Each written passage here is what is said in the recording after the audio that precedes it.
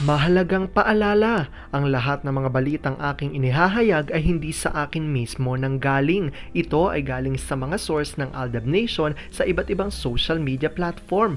Ako ay tagapaghatid lamang at nagbibigay ng komento. Magandang araw mga Aldab Nation! May panibago na naman po akong update para sa inyong lahat.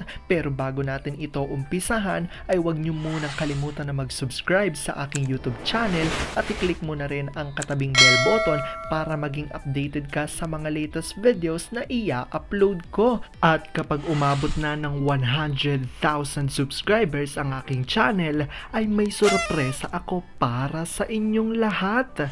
Alam kong excited na kayo, kaya naman ngayon, umpisahan na natin ang ating kwentuhan.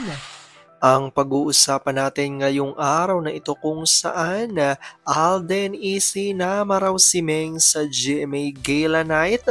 Hindi invited si Meng pero isinama ni Alden sa Gala Night at ang GMA ay wala raw nagawa at hindi nila nagawang pigilan si Tisoy. Gaano nga ba ito katotoo at may sapat nga bang ebidensya ang makakapagpatunay rito?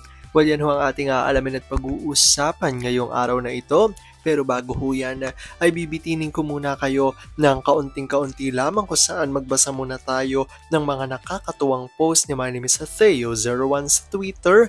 Kaya naman wag na natin patagalin pa at sabi niya sa kanyang tweet, na pagsasabihan, nag-make face si Mimi at sumasagot ng pabalang.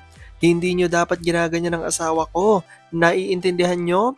Opo, mag-sorry kayo. Sorry po, Mimi. Ba't mo siya kinakampihan, Dad? Para ipaalam sa inyo na kahit anong mangyari, mami nyo ang kakampihan ko. Kahit magbadbad siya, kahit na, kawawa kami. Bakit magiging kawawa kayo? Kasi si Mimi, lagi ang kinakampihan mo kahit nagbabadbad siya. Hindi ba sabi ko sa inyo na respetuin si Mimi kahit anong mangyari? Opo, anong ginagawa nyo kanina? Biro-biro lang kami, Dad. Ang biro, nakakatawa, hindi nakakabastos. Tama na yan pa. Punta sa room, grounded kayo. Mimi, huwag ngayon, Ma. Pa, palagpasin mo muna to.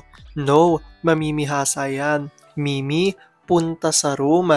Opo, susunod ako later, nak. Hindi ka pupunta dun, Ma. Sige na, nak. Magluluto na lang ako ng snacks nyo, okay? Huwag na makulit. Opo, pasok. Opo, kinis ng ina isa-isa. Pagkapasok ng mga bata, alis, ayaw, pahawak. Alam kong tuwan-tuwa ho kayo sa ating binasa pero ngayon pag-uusapan na natin ang ating main topic. Oops! Wait lang, saglit lang to. May ipapaalala lang ako para sa mga bago pa lang sa aking channel. Huwag niyong kalimutan na mag-subscribe sa aking YouTube channel at i-click niyo na rin ang notification bell para lagi kayong updated sa mga latest videos na i-upload ko at para maging parte na rin kayo ng aking Fanatics channel family. Well, alam kong super excited na kayo sa ating kwentuhan, kaya naman dumako na tayo sa ating main topic. Gaano nga ba katotoo na si Alden ay sinama si Meng sa GMA Gala Night? Kahit hindi invited si Meng ay isinama ito ni Alden at ngayon ay kalat na sa social media. GMA wala raw nagawa at hindi nila napigilan na si Tisoy na gawin ito. Gaano nga ba ito katotoo at may sapat nga bang ebidensya ang makakapagpatunay rito? Well, alam ko super excited na kayo malaman yan kaya naman wag na natin patagalin pa. Una-una na nga dyan galing sa tweet ni Lerin 1973 at ayon sa kanya, kung nandun at pinayagan lang sila kagabing magsama sa gala, kabugang lahat at trending worldwide sana. Yet for now, thanks sa Shopperly Dove, Sparrow Brooch, it's a statement, Alda pa rin. It might be a dove with leaf yung siya pearly brooch but the other is a sparrow na karakter niya sa ML. Sino nga ang may sparrow tattoo sa shoulder? Alda pa din. Dahil dito, sabi naman ni Elle at Fan Spinster, kahit Maya or Agila pa yan, basta mga ibon yan na alam natin na isa sa mga very significant sa language ng Aldab at ADN, kung hindi nila maintindihan yon kasi hindi para sa kanila, yung message na yon. At galing naman kay Mamila Kambala, bilib ako na kabisado ng Aldab kung paano makipag-communicate sa Aldab Nation. Walang singsing, kapalit naman ay Sparrow na suit niya. Hindi ba galing sila gets na gets ng ADN?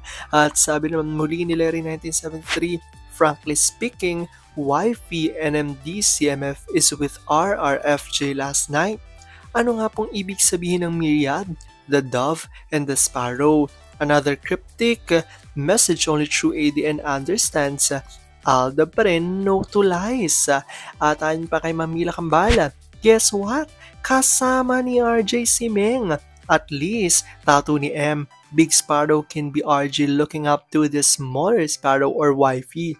Ang kulit nyo GMA, sak din. Ilang beses na denied. Hindi sumama sa City Superbuds for the first time, mas interview na gustong umipit kay RJ. Butata! Ayan nga ang tinutukoy na ilan sa mga litrato na tinutukoy ng mga Aldab Nation kung saan etong araw ay resibo na hindi man kasama ni Alden ang mismong katauhan ni Meng, ay kasama naman nito ang Sparrow na alam ng lahat na mayroon ngang tattoo na ganito si Maine sa kanyang balikat. At makikita naman na ang sinuot niya ni Alden sa nakaraan GMA Gala Night ay may Sparrow sa kanyang suit.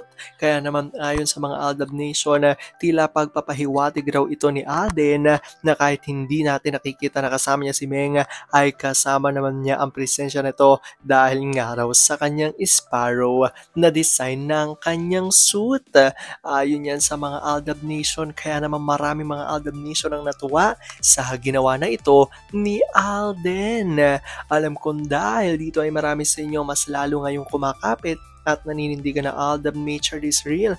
Pero sabi nga natin na kahit na ano pa man na magdesisyon ni na Alden at Maine sa kanilang buhay career at buhay pag-ibig, ay kailangan natin silang support at kailangan natin itong tanggapin ng buong buo dahil yon ang kanilang deserve. At yan ang aking update for today's video.